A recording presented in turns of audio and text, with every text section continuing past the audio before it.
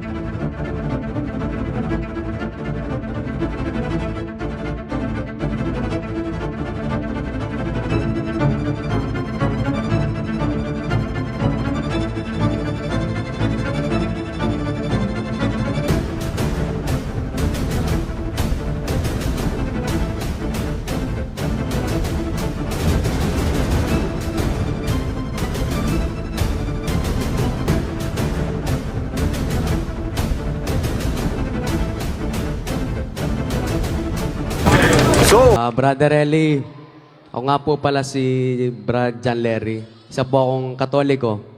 Tanong ko lamang po, kaloob po ba ng Diyos na magkaroon ng mga homosexuals? At paanong paraan po sila maliligtas? Yun lamang po. Dapat mong maintindihan, ang lahat ng bagay na ginawa ng Diyos ay nagpapakilala ang Diyos na meron siyang versatility in creation. Basahin natin ang 9:1 ng Juan.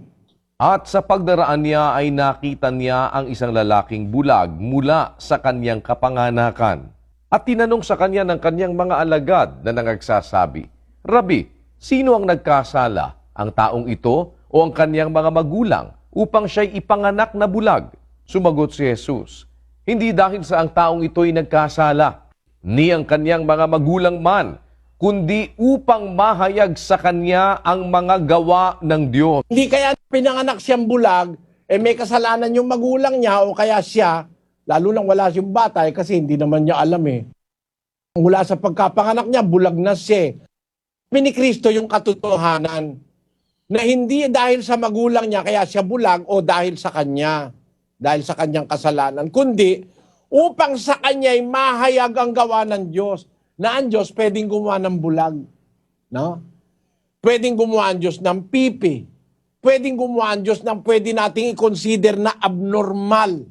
Kasi para sa atin, ang normal nakakakita. No? Para ang bulag, hindi na normal kasi hindi nakakakita. Pero hindi natin naiisip, meron palang mga bagay na bentahe ang pagiging bulag kesa sa nakakakita. No? Hindi naman lahat ng bulag kawawa eh. Et kung tandaan mo si Stevie Wonder, di ba bulag yun Sabi niya sa interview sa kanya, ano ba ang pagkakilala mo sa buhay? Ako kung tumingin ako sa buhay, hindi kagaya ng pagtingin ng mga taong may paningin. Ako, iba ang pagtingin ko. Para sa akin, mas na-appreciate ko yung bagay-bagay. Sabi ni Stevie Wonder. Kung hindi nyo alam, yung Stevie Wonder, siya yung gumawa ng kantang I just called to say I love you.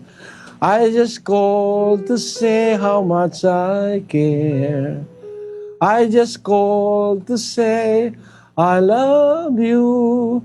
And I mean it from the bottom of my heart.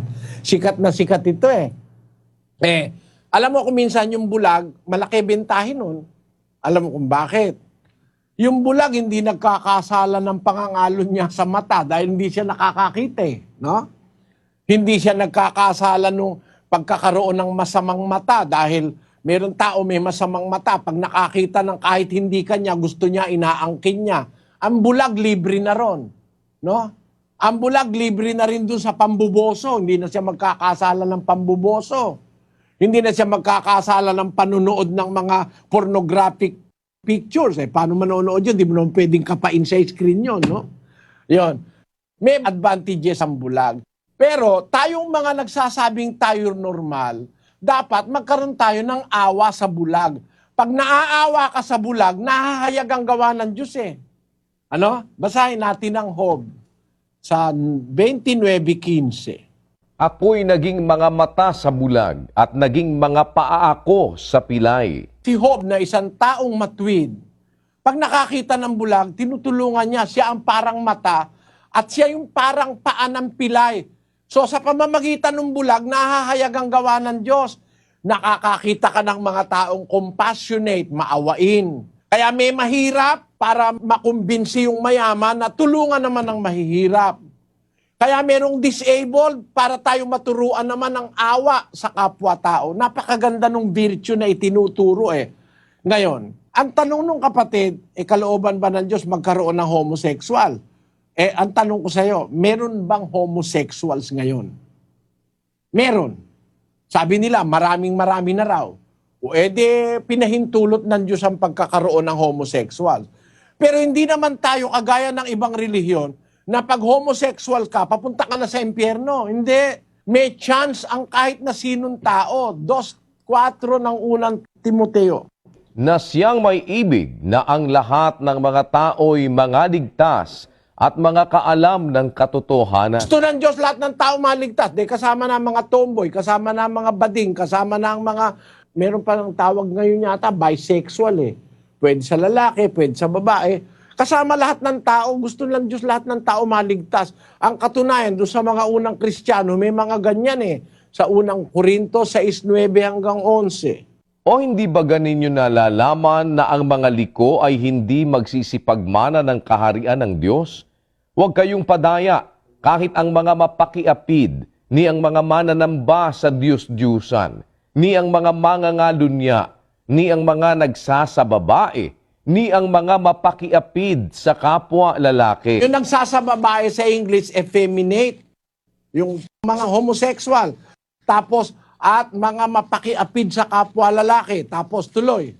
Ni ang mga magnanakaw, ni ang mga masasakim, ni ang mga manglalasing, ni ang mga mapagtungayaw, ni ang mga manglulupig, ay hindi mangagmamana ng kaharian ng Diyos. At ganyan ang mga ilan sa inyo.